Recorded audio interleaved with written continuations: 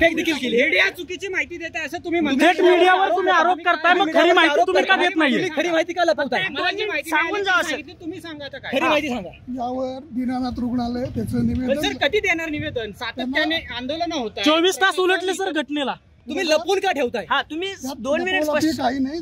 दीनानाथ रुग्णालय शासनाची पूर्तता करत आहे, त्यांच्या अहवालाची ती पूर्ण केलेली आहे। त्याच्यावर दीनानाथ काय नेमका अहवालात काय माहिती दिली तुम्ही? काय माहिती दिली? बोलू द्या लोकांना। मीडियासाठी सुद्धा दीनानाथ रुग्णालय त्याची भूमिका आज स्पष्ट करणार। मुख्यमंत्री कार्यालयाकडून फोन येऊन देखील तुम्ही ऐकलं नाही असं देखील आरोप होतोय। काय आहे हे तुम्ही सांगा। मुख्यमंत्री कार्यालयाचा फोन आलेला होता का तुम्हाला?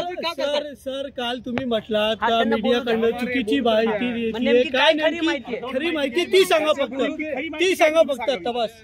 एवढं खरी दीनानाथ रुग्णालय त्याचं निवेदन आज लवकर प्रसारित करणार आहे, तेव्हा तुम्हा सगळ्यांना माहिती मिळेल। मुख्यमंत्री कार्यालयाकडून तुम्हाला फोन आला होता का? खरी माहिती